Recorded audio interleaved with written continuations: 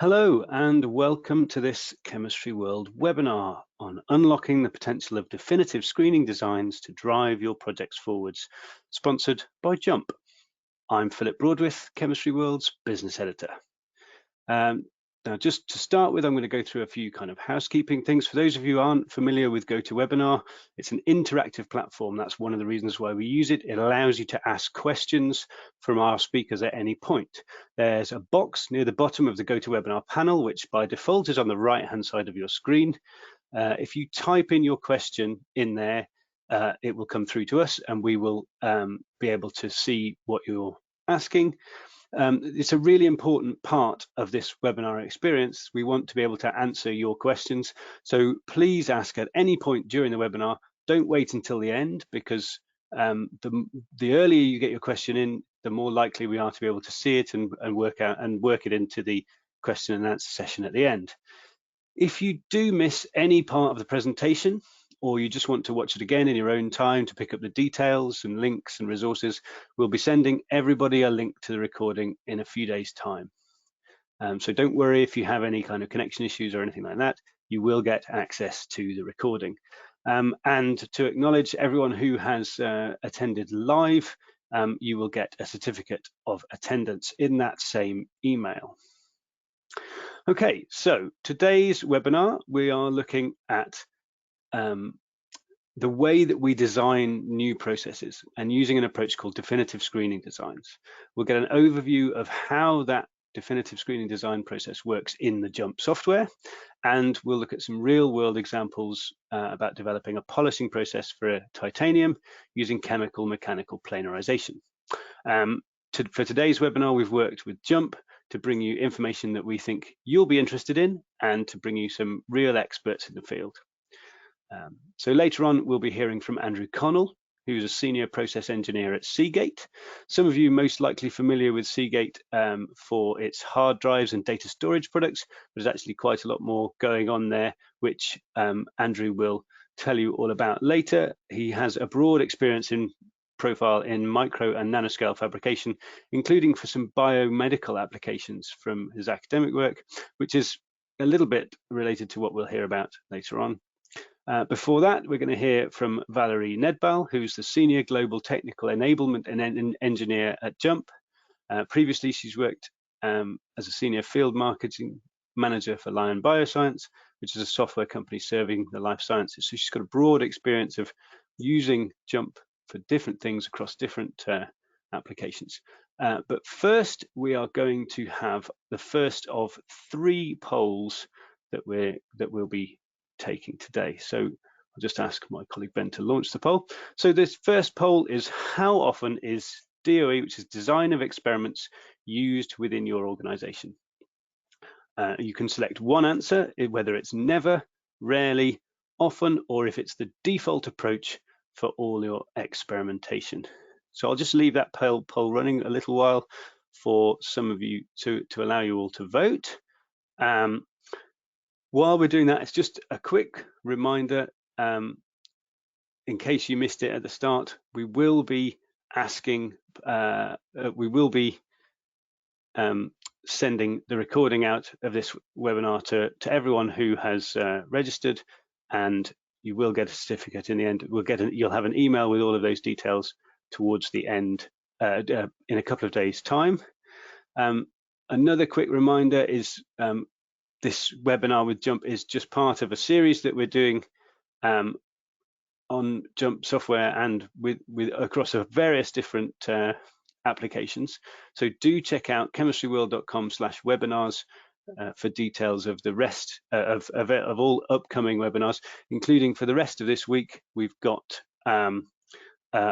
some workshops running every day with Jump if you're interested in using the software for a whole variety of different things. Okay, it looks like we've got a decent number of people voted, so I'll just close the poll and we're going to look at the results. So that's a fair mix. Some of you never used it. Hopefully that's why you're here, to learn how to, or rarely. A few are using it quite often, but not many as the default. Okay, well, okay, now it's time for us to hand over to our first speaker, Valerie Nedbal from Jump. She's going to take you through jump using the software to do this kind of defined screening approach. So hopefully we will be able to see Valerie on camera in just a second. Are you there, Valerie? Yes, there we are. Lovely. Yes. Can you hear me? We can hear you. Yes, we can hear you as well. Perfect. Welcome to the webinar, and over to you. Thank you, Philip, for the nice introduction. Yeah, so I'm Valerie, so I'm working for JUMP since a couple of years already, and I'm a JUMP system engineer part of the global technical enablement team.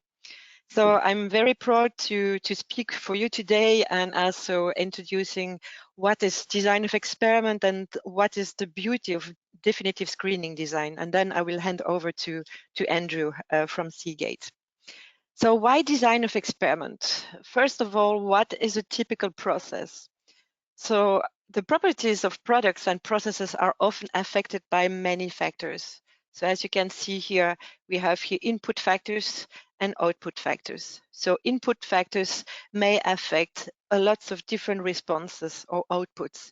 So ideally, we would like to maximize the yield and to minimize the cost. And for that, we need to understand what are the relationships of those input factors with the output responses. And for doing that, it's by means of design of experiments. Traditional approaches in science and engineering areas are often the usage of one factor at a time, or what we are calling OFAT. So what is one factor at a time? So one factor at a time, as you can already hear, is to vary one factor at a time and leaving all the other factors fixed or stable. I have here an illustration of a process where we would like to find the optimum of the yield by the impact of two different input factors, so temperature and pH. So we know already from history that the best yield can be obtained by varying the temperature between those ranges, between 30 and 70 degrees, and also by varying the pH between 6 and 8. So as a first attempt, we would like to vary temperature and leave the pH fixed. And we are doing a couple of experiments at 30, 40 until 70 degrees. And we might find an optimum of the yield at 60 degrees. So as a second step, we would like now to leave the temperature fixed, but now varying the pH, and ideally to have maybe at some time, maybe another optimum. So that's what we will do now. So leaving temperature at 60 degrees, but now varying at a pH, we eventually could obtain a second optimum at 57. But what is wrong here with this design is that here we leave a lot of empty spaces, so white spaces, where we don't know actually what's happened here. So, and actually at a later stage, we saw that we could obtain even a better yield at lower temperature and higher pH. So a most cost-effective experiment, so maybe with a cheaper process at lower temperature. So this is what one factor at a time is that it's not really an optimum. And why is that? So it's a suboptimal design, and why is that? Is that actually the one factor at a time assumes the effect of one factor is the same at each level and of the factors, and it doesn't take into account some interactions. And unfortunately, in practice, in design of experiments or in the real world, lots of factors are interacting, and using one factor at a time, it's not the best way how to find those types of interactions. And let me show you what the design of experiment is all about. And let me open here another. I will leave that for that now on the side. So what the design of experiment is all about is at each run or at each experiment, you vary your factors at each run. So for example, the first run would be a temperature of 140 and a pH of 4.5 and so on and so on. So you can see that we have a 3x3 design with 3 different central points for to give a baseline for noise and uncontrolled variation. And how this design looks like in a design space is here we have here all our different runs, and you can see that we cover really the entire design space by using design of experiment. And you can see here in the contour plot the yield. So the results of all the experiments gave us a clear picture at which in which location or in which conditions of temperature and pH we need to work in order to optimize the yield. So this is really the power of design of experiments, is much more powerful and gives a clear picture at which conditions we need to work to get the objectives or the goal, or here in our case, to maximize the yield. So in a nutshell, one factor at a time looks maybe simple, and design of experiments maybe looks complicated, but is much more rigorous and much more effective than one factor at a time. Also, the one factor at a time requires more runs, and in design of experiment, it requires actually less runs. And of course, this is much more cost-effective way how to experiment to get a very clear picture of your process. It misses optimal settings of factors in the one factor at a time, and it can't build good model. It misses, as I said, interactions, and it won't find the best process. So design of experiments, it can build better models, it can find interactions as a quadratic terms, and can find best processes. So a traditional approach of design experiments is an iterative approach. It means that you will run sequentially designs in order to find out first the potential significant candidates or factors that are important.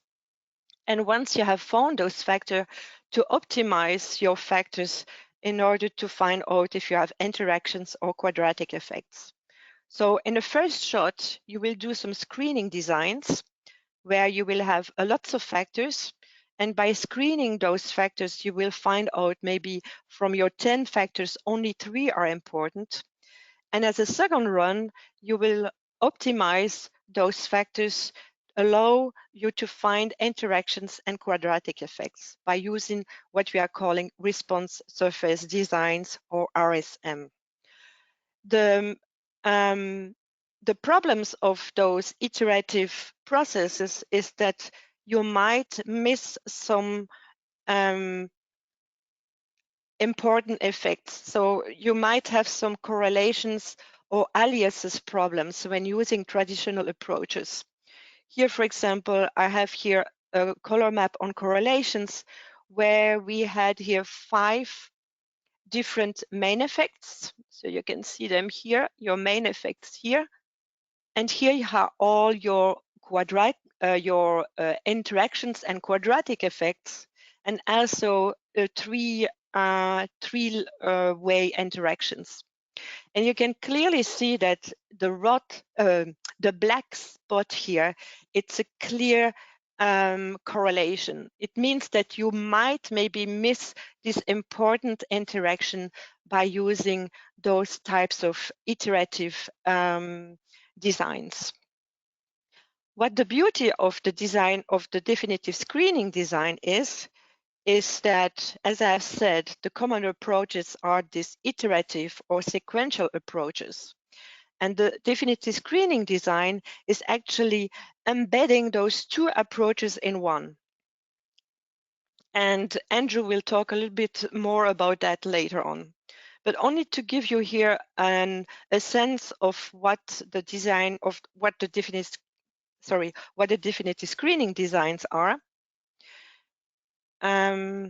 Here is a typical matrix of, here we have here 6 factors, and from these 6 factors, 13 runs has been 13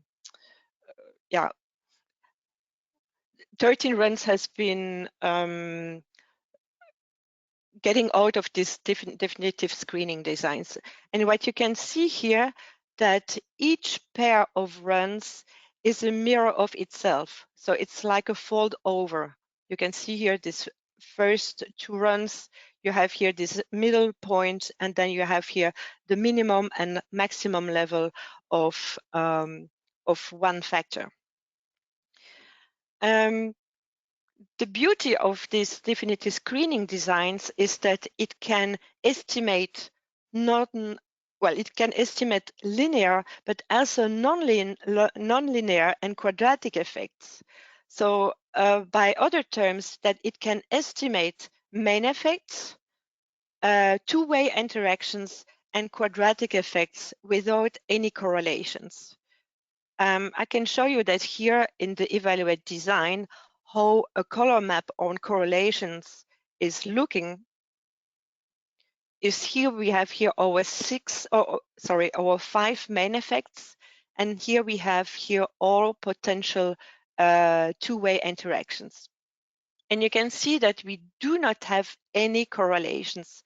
So in a nutshell is that you can simply estimate not only the main effects, but also your two-way interactions and quadratic effects by using only one definitive screening design. So DSD allows you to study the effects of a large number of factors in a relatively small experiment. And again, if you think about cost and time, that could save you a lot of time and also lots of money by using these types of design of experiments. With this, I will hand over to Andrew, who will talk about a case study at Seagate using definitive screening designs.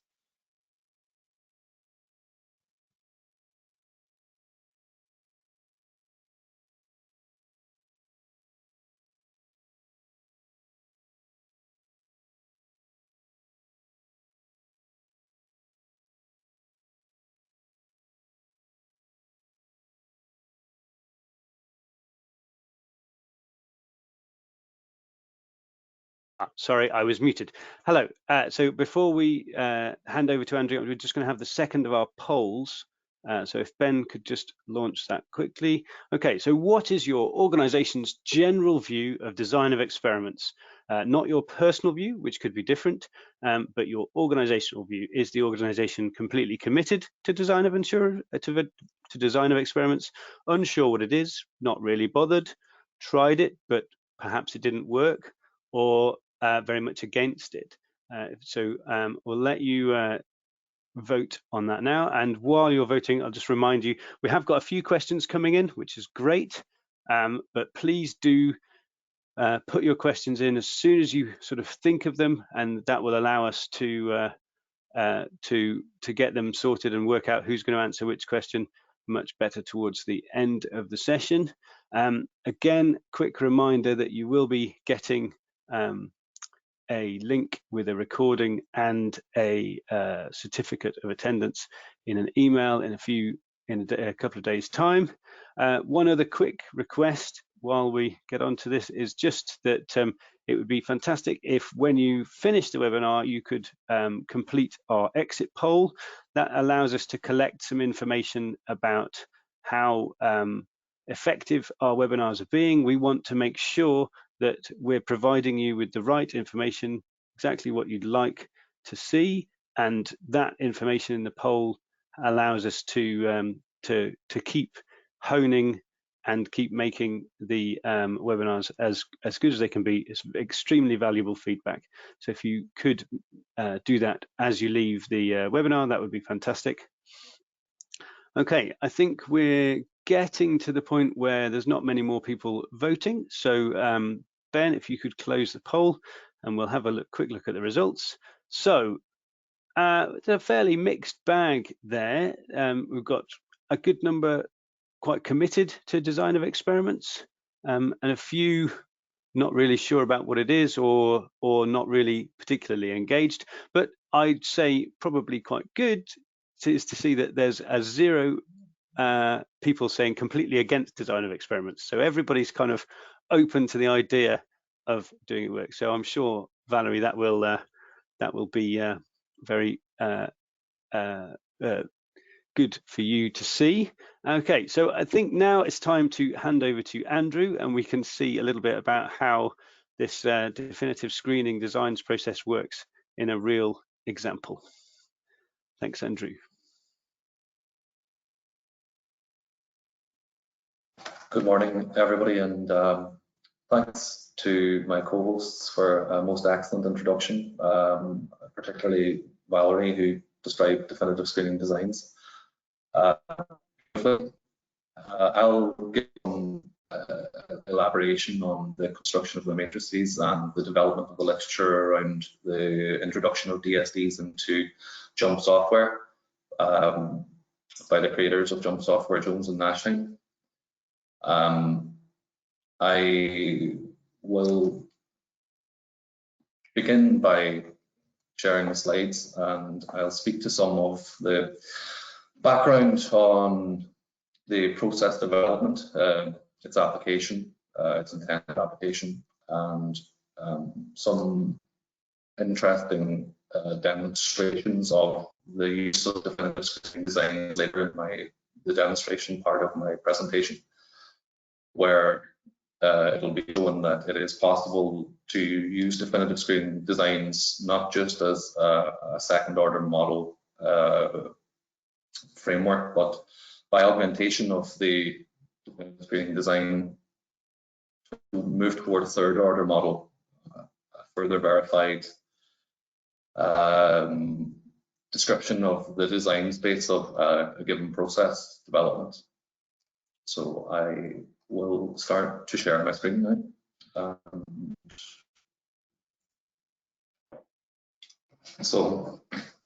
First of all, let me introduce you to the waterfront at our beautiful city of Derry, Londonderry.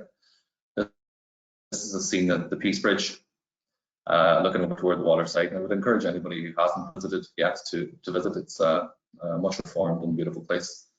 Seagate is an international company, originally founded in the late 70s, currently headquartered in Dublin, internationally for its business purposes and communications. So Seagate is involved in the manufacture of data storage solutions, and mainly at the plant in Springtown, where I work, we are focused on the development and the mass production of read-write heads for hard drives. So definitive screening designs for the development of blue sky CMP processes. I should explain. Chemical mechanical polishing, or CMP, is what's known as a tribo-corrosive process. So there are elements of physical and chemical removal of the polished or a polishing wafer surface. So let me go forward to show some diagrams and very simple equations to help those unintroduced to understand the mechanical and the processing involved in chemical mechanical polishing.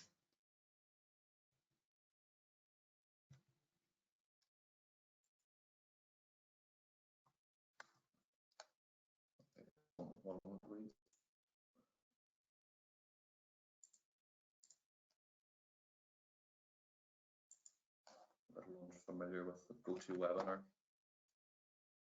Okay, great.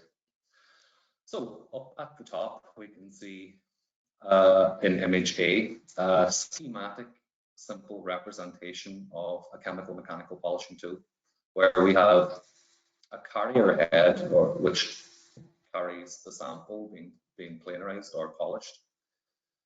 We have a chemical mechanical polishing platen, essentially the larger wheel that you can see below the carrier.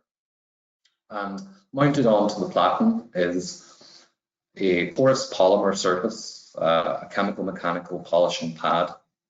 The mechanical properties of the chemical mechanical polishing pad are important, as are other coefficients of effect, which I'll speak to in a moment. But to describe the process of chemical mechanical polishing, we can use a very simple equation known as the Preston equation. That's an equation that's been around since the 1800s, the Industrial Revolution. It's a simple equation to fundamentally understand the process of a grinding process, really, where R, which is the removal rate, is equal to K, which is a coefficient, times P, which is the pressure, times V, which is the relative velocity of the lap.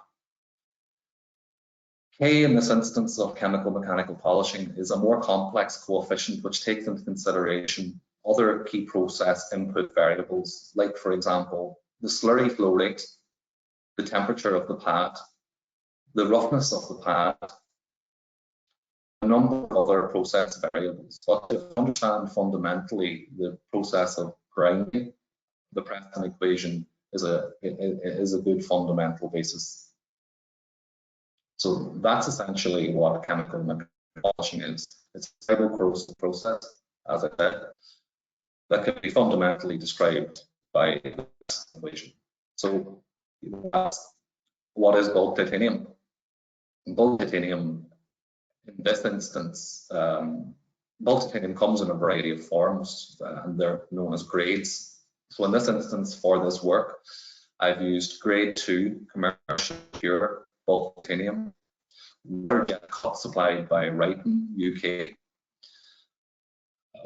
with the shown in HC to represent that of the incoming surface of the substrate prior to this development process for planarization of bulk titanium, previously not very well described area of chemical mechanical polishing.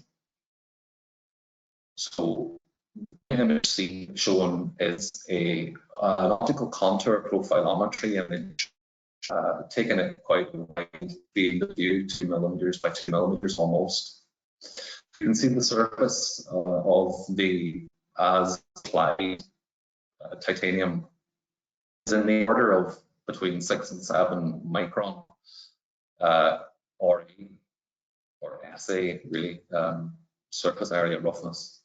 So in terms of micro and nano fabrication, that's clearly a very rough substrate. So what the intention of this work was toward the planarization to sub-nanometer or sub-2 nanometer surface area roughness averages.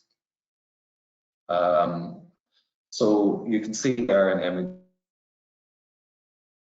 slightly lower resolution than perhaps I would have expected, but this is what the bulk titanium substrates looked like after having been cut from the as applied sheet. And I was forced to hone my skills as a metal worker and remove the titanium inserts from the sheet metal as supplied using files and hacksaws.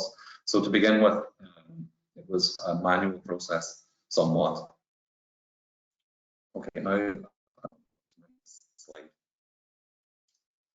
So this slide really is what I've kind of called a data funnel, which gives the understanding that a screening design, essentially what a screening design is, an intuition, an experimenter intuition with data effectively pulled from the air. Now, obviously, we have more than to pull data from the air.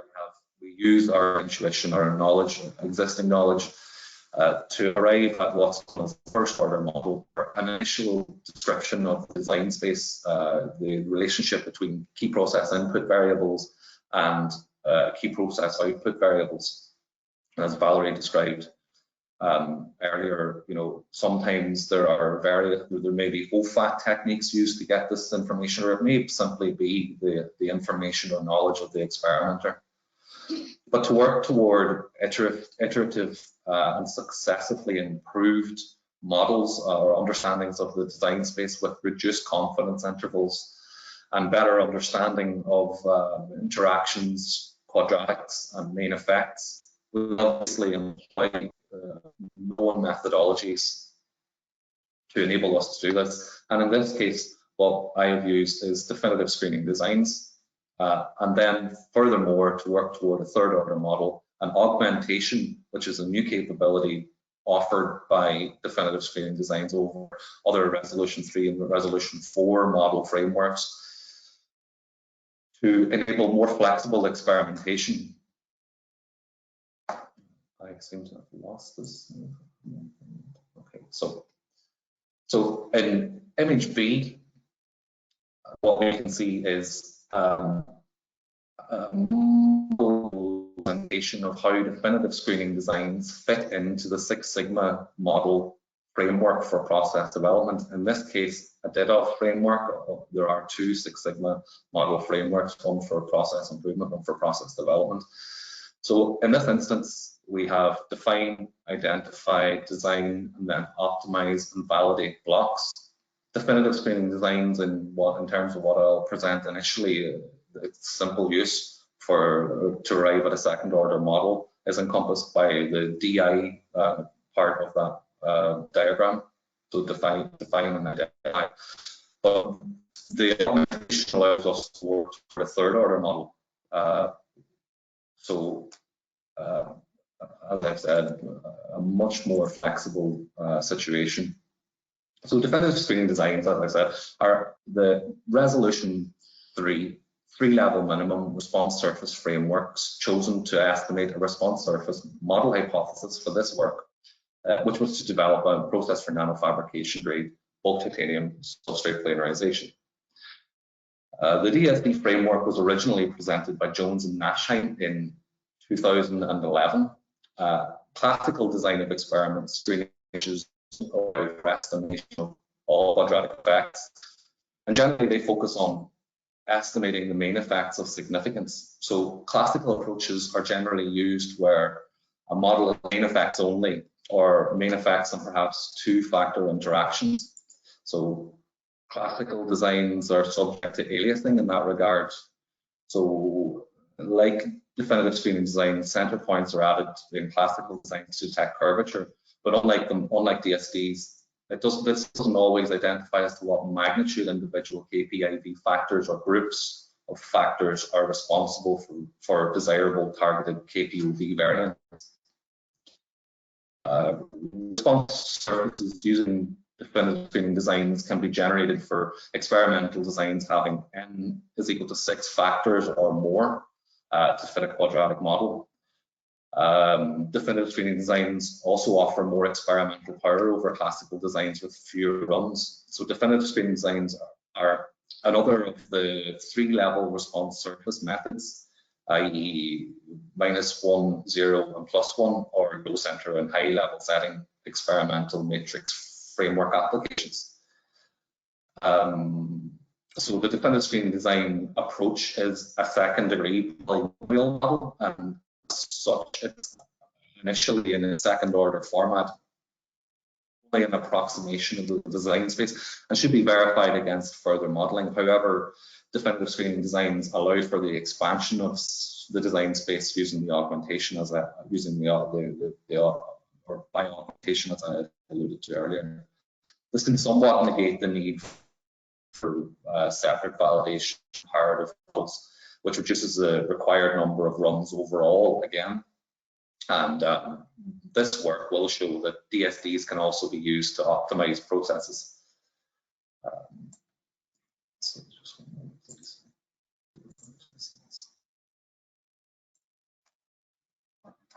moment, sorry. I'm just moving some things around on my screen.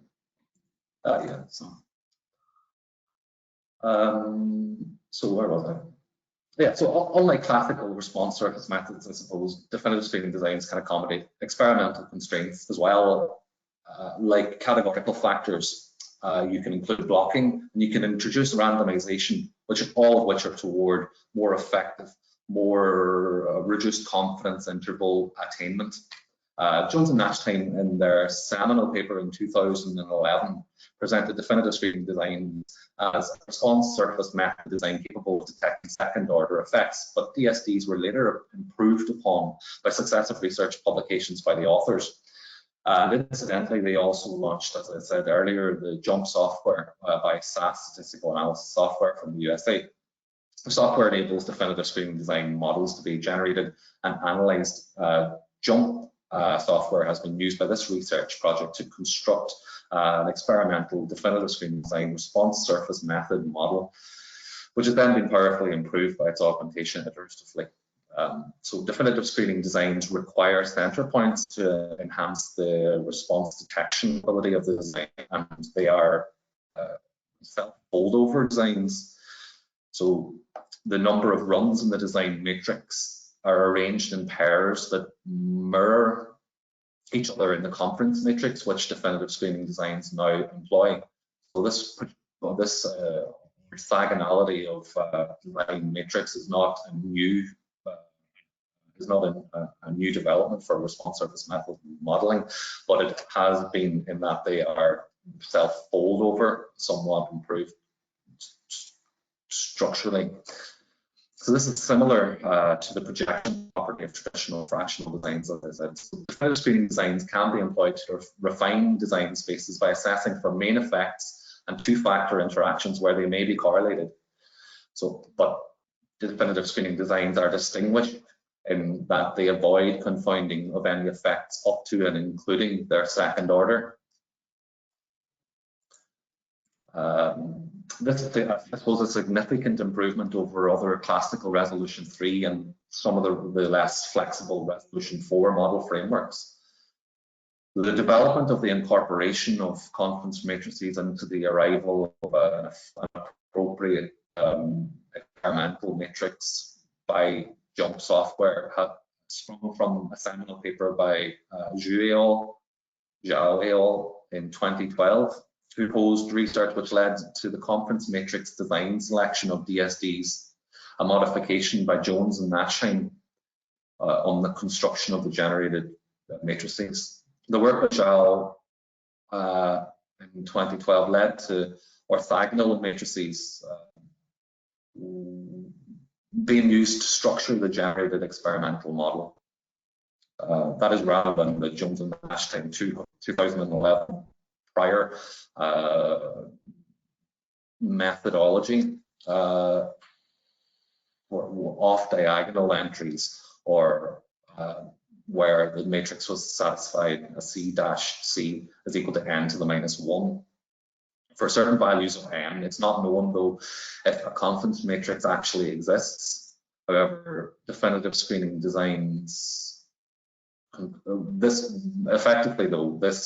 modification was made in 2017, adaptation to include confidence matrices in the arrival of in the computation of the experimental matrix framework.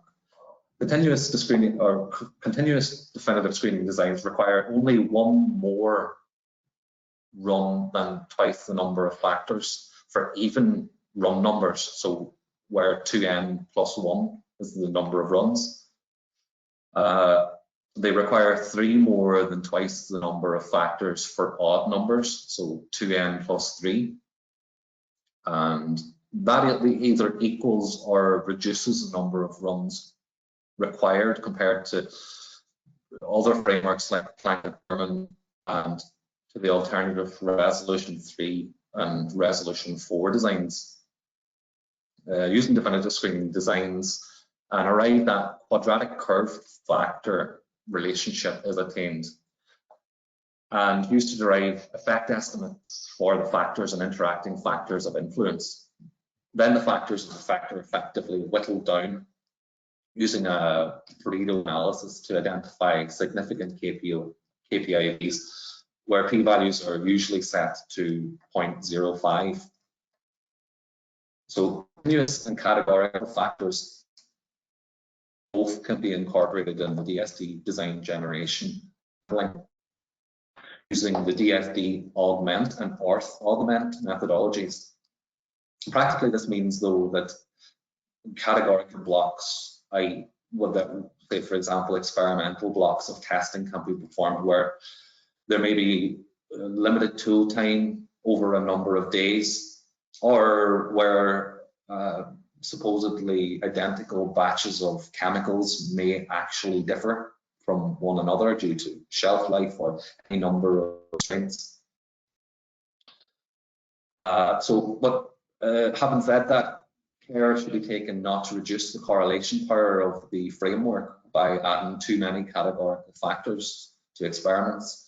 So when some factors are categorical and a conference matrix is available, instead of single center point runs, 2 additional runs are required to the experimental matrix. So in that case, these 2 runs are called center runs, where all continuous factors are to their middle values. And then there are factors in an even number of runs in the design. In that case would be 2n plus 2, but when n is odd, the number of runs is 2n plus 4, as I said. But for those values of n for which a conference matrix is not available, a definitive screening design can be constructed using the next largest conference matrix. And as a result, though, the required number of runs might exceed 2n plus 2 and 2n plus 4 in the categorical case. So therefore, in that case, extra runs or fictitious runs in that case are sometimes added. So adding n to the power of 1 fake factors to the design. So I hope that wasn't too much background, too much information, and I suppose that it didn't just detract from the what is to be quite a straightforward demonstration of definitive screening designs to come.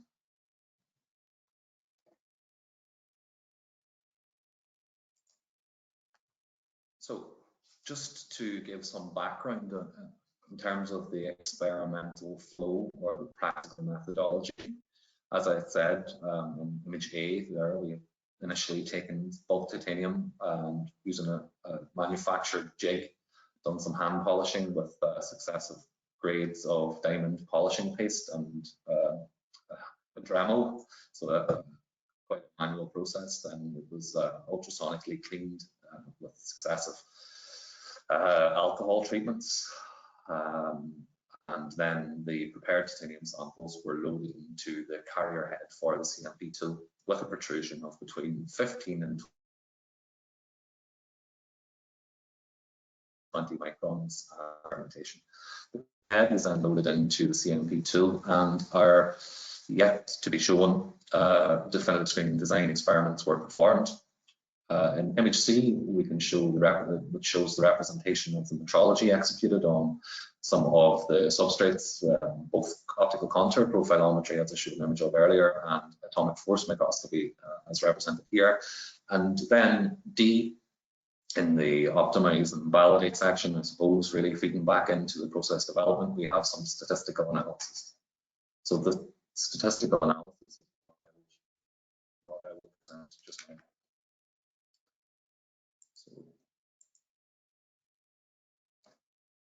So here you can see one I made earlier, really. But I'm going to show you how to design a definitive screening design in JUMP. So we go DOE, definitive screening design, definitive screening design. So this table here lets us set our KPOVs, their category, be they continuous, categorical, nominal, or and our factors. So the first KPOV of interest for this chemical mechanical polishing process really was roughness average, or RA, as I had shown some information on earlier, and the other was on removal rate. So in mechanical polishing, the removal rate in an industrial setting is an important consideration of the process development, because obviously cycle for tools is important and in a mass manufacturing environment. So here for in this case, we need one response, one kPOV that is maximum is best, and one which is minimum is best. So RA in this case will be minimum is best, and removal rate will be maximum is best. And I'm going to leave the values on as variables, but generally, you would populate your kPOV heading here. So for the factors of effect, we chose to experiment over 2 days due to tool constraints. So we had one categorical factor for blocking and 5 continuous variables. Carrier rotation, which, as I alluded to earlier, was the speed of the sample held in the carrier head. The carrier and the platen counter rotate. The platen being the larger wheel holding the mechanical polishing pad. Another factor of effect was carrier download. So as I mentioned, the pressure between the carrier head and the platen. The carrier back pressure, which is controlled by an internal diaphragm on the carrier head. So you can vary pressure across the carrier profile to effectively control the process. That's more in the application of process control, really. So at this point, it's somewhat stratified, but certainly did vary over our experimental design. So as well as that, then the other another KPIV of effect is the platen rotation. So I mentioned that the relative velocity of the lap was the V component of the Preston equation, and slurry flow rate is one of our most important key factors of effect to the K component of the Preston equation I described earlier. So again, we now hit run. We have our, so I should say that so our -1 and 1 settings here in the design of the experimentation, these are the bounds of low and high settings. So as I said, definitive screening designs are -1, 0, and +1, so a 3-level setting matrix projection.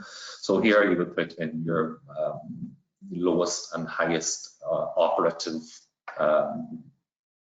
KPIV magnitudes of effect, and jump will then compute the matrix design for experimentation. So we'll hit make design. So this matrix here is effectively this matrix, but with the values populated. So in that sense, we are ready to make a table, which as I said, I have already made. So when you hit make that table, jump will return you your experimental framework without the results, obviously, which it will include these 2 columns for. So our results were for roughness average and removal rate. So we've ran all of our 18 runs on the tools. We've taken our measurements using atomic force microscopy and optical contour profilometry for confirmation, and we're now ready to do some analysis. So we will hit fit definitive screening design, which will return a model report for both KPOVs individually, but as it is, as obviously your KPOVs are for consideration as a single entity, really, in terms of the quality characteristics of the substrate manufactured, we want to concatenate these models, because currently they're given currently they give outputs for individual KPOVs irrespective of one another. So what we'll do is we'll hit make model on the right hand side to concatenate the results. So we have to include our interactions identified and our quadratics identified for RA as we concatenate its model response surface with removal rate. So we'll choose carrier download PSI and slurry flow rate. Carrier download PSI, slurry flow rate, hit cross. Yep. Carrier download, so carrier download squared, carrier download, cross. Slurry flow rate squared.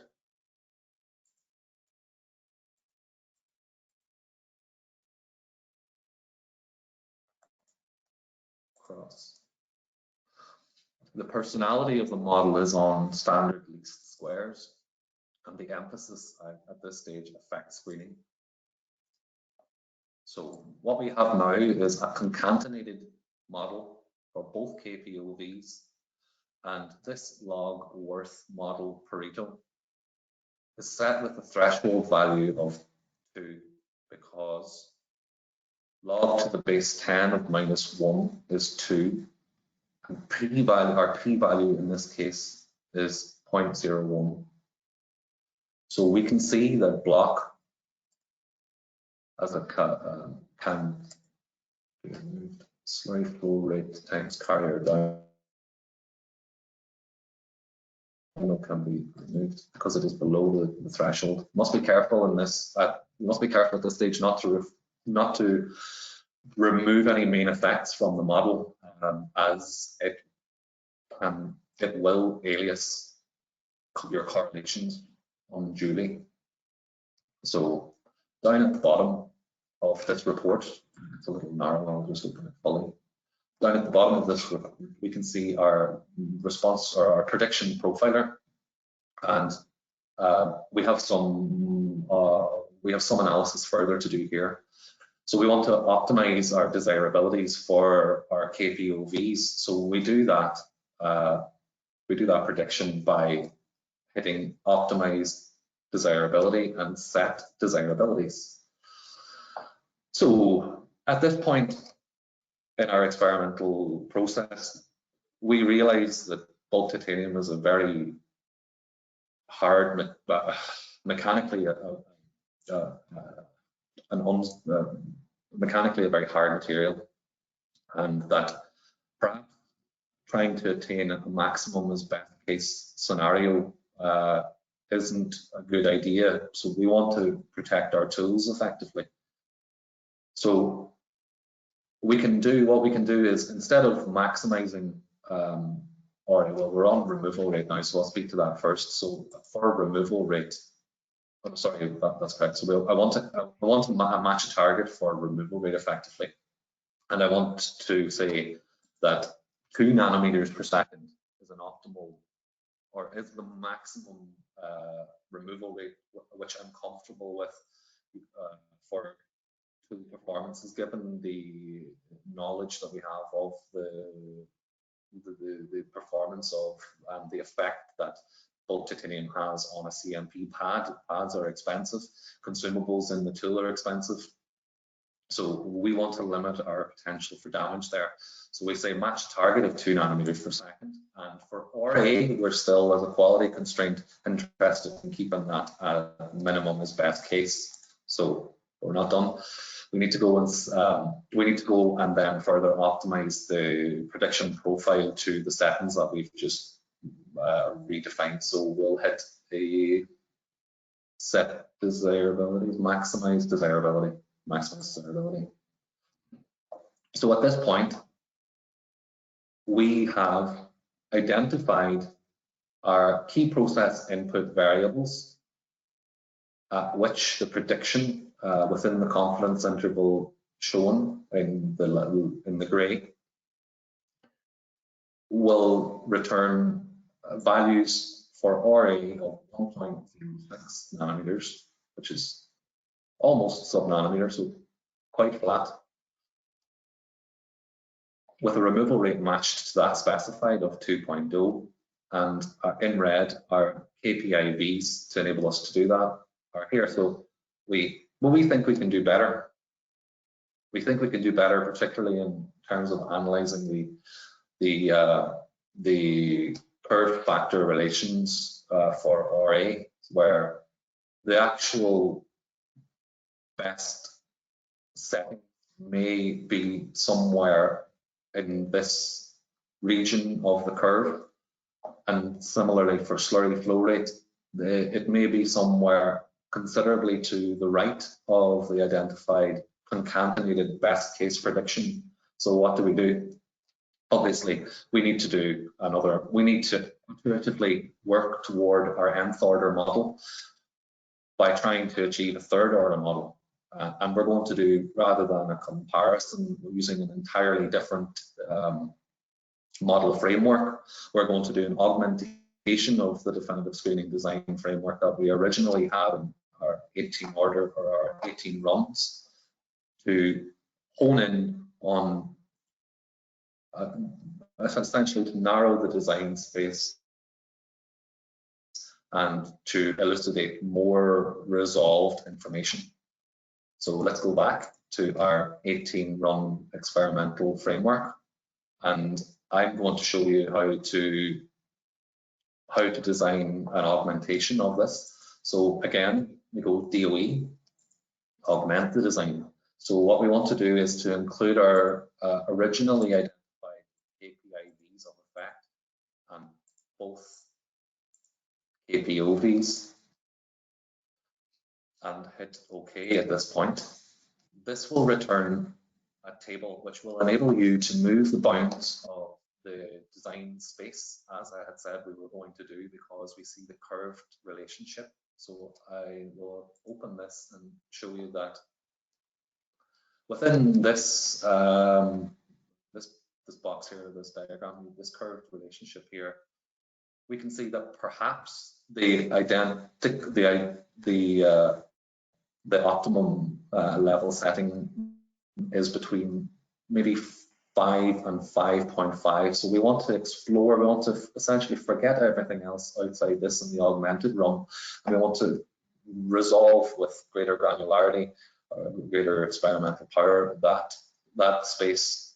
And similarly for slurry flow rate, we see that the originally identified 18 run experiment, the actual optimum of the curve factor relationship may be somewhere to the right of that. So let's say between 80 and 140.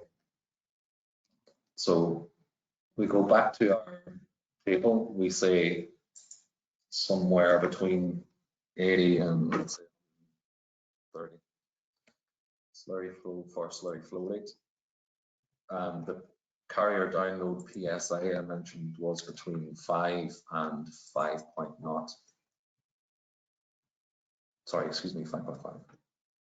So at this point, we mustn't forget to include the originally identified quadratics of effect in our concatenated model, our second order concatenated model. So we'll hit augment here, we'll go and we'll see what they were.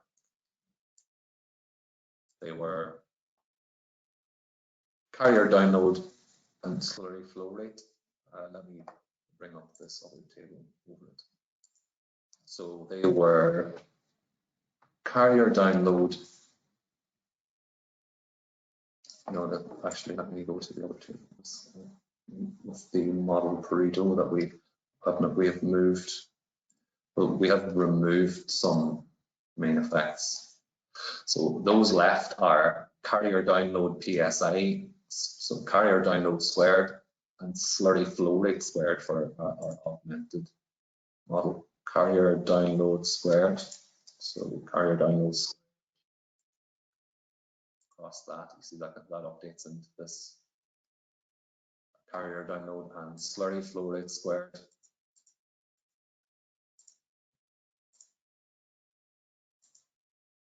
Okay, so you can see that JMP recommends a D-optimal 26 run experiment. So effectively at that point, we've moved our bounds. working iteratively toward an nth order model and refining our design space. We've included our identified interactions, quadratics, and main effects.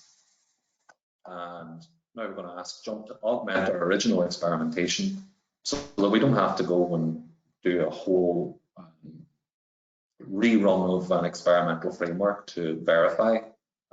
We'll do, so 26 minus 18 extra runs to build on top of our already understood expectation of the design space. So again, as I spoke to earlier, Jump will return this table.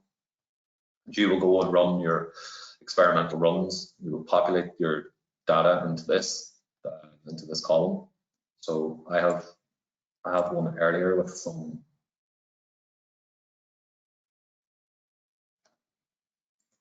So I've already done this. Obviously, I've done the experimentation.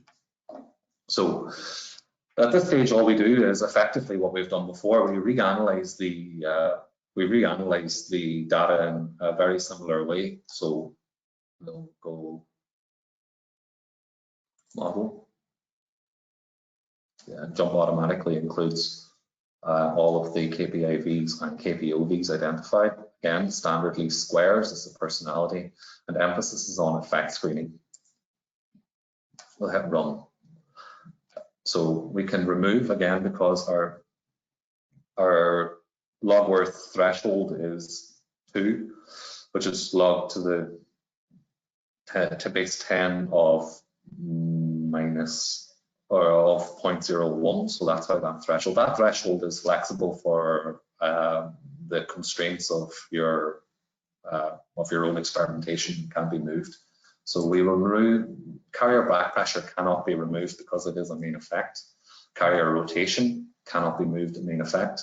Slurry flow rate. Okay, so everything there is significant and must be left.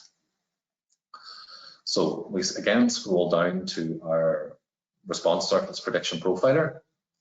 And initially we can see, I suppose, by comparison visually to the other second order model, that our detection of the design space profile is flatter. So generally that's a good indication that we have improved upon our second model by toward our iterative third. But let's go and do again what we've done previously and optimize our prediction by going to this red arrow on the prediction profiler, optimization and desirability. Again, set desirabilities. Removal rate, remember we said 2.0 because of our tool constraints.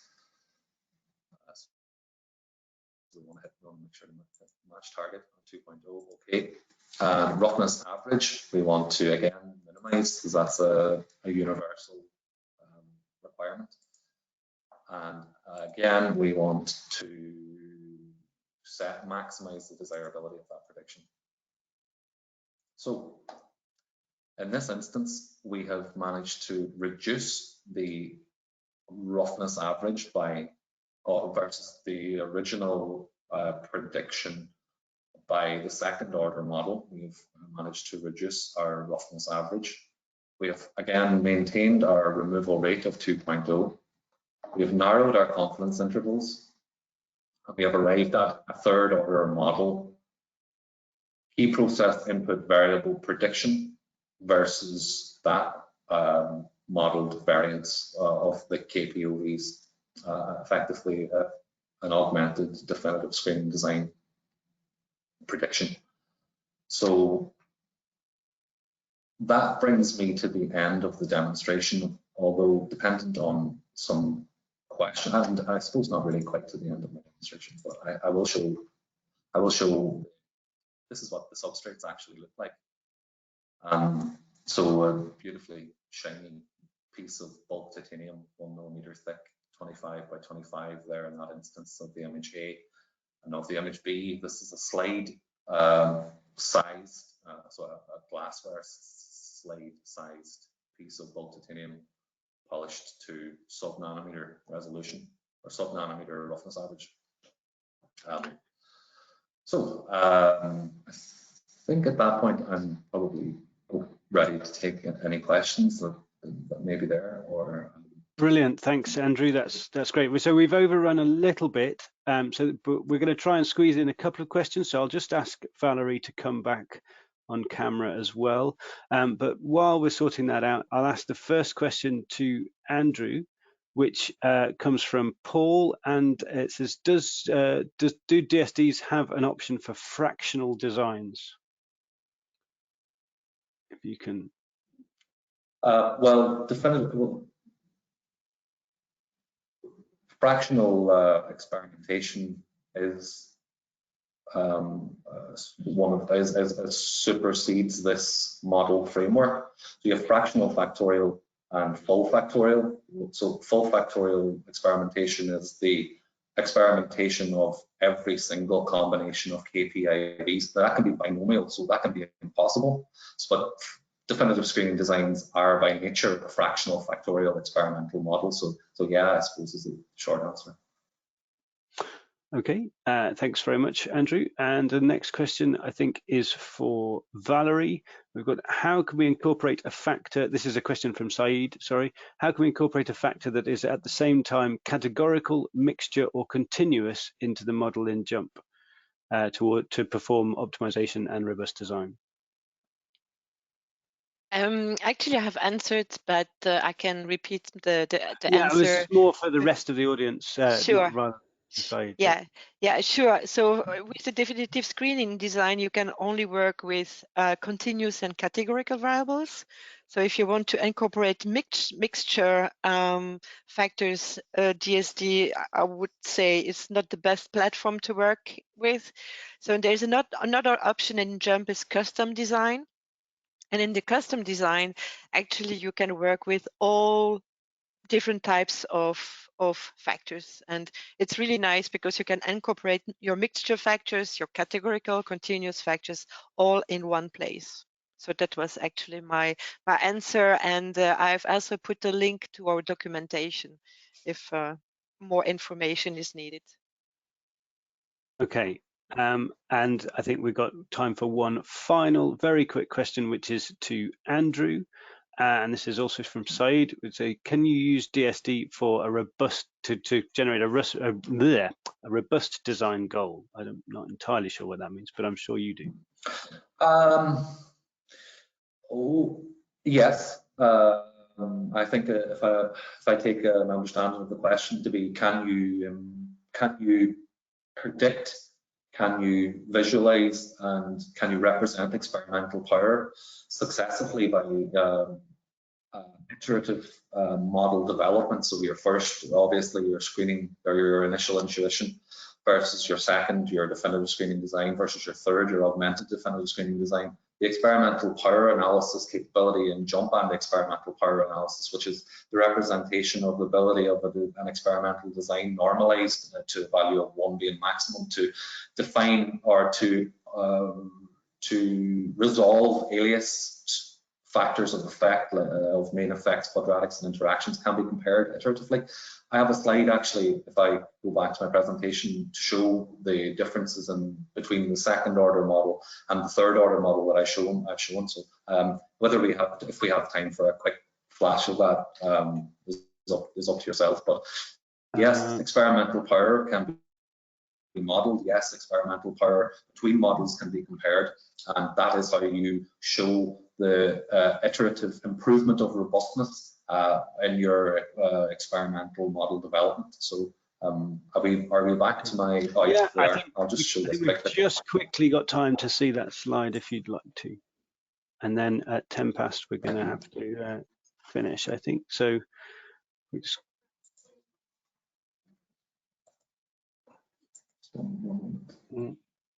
Is it going to advance?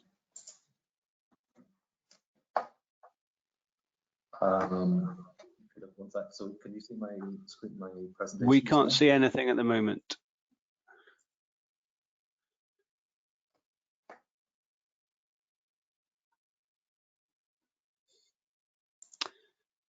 Ah, yeah, there we go.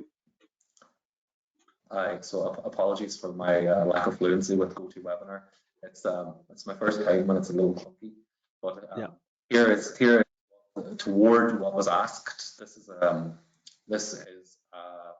within the model report. Jump will enable you to look at the normalized experimental power of your model aliasing, like what Valerie showed earlier with your with the aliasing maps. So this is effectively a different way of representing the same information, but you can see the third order design of the augmented definitive screening design has improved capability to resolve cofactorial or interactions and quadratics. So yeah.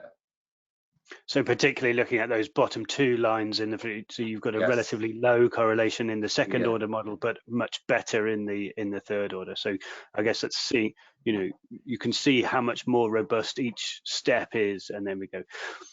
Exactly. Okay, brilliant. Well, I think having overrun a little bit, I think that's all we're going to have time for. But just a quick reminder that to everyone that you will get a recording of the presentation, and we may be able to sort out some of the issues that people have had on audio quality in that recording. We'll hope to do that. And just to sort of say thank you again to Andrew and Valerie, some very interesting presentations there. Thanks to Jump for sponsoring. And thanks to all of you for attending and sticking with us. If you liked this webinar, then please do check out the chemistryworld.com/webinars to see all of the others that are coming up, including the rest of the series, or including a whole series from Jump running this week as a workshop. So that's all from me, and I'm Philip Broadworth, Chemistry World's business editor, and we shall hopefully see you next time.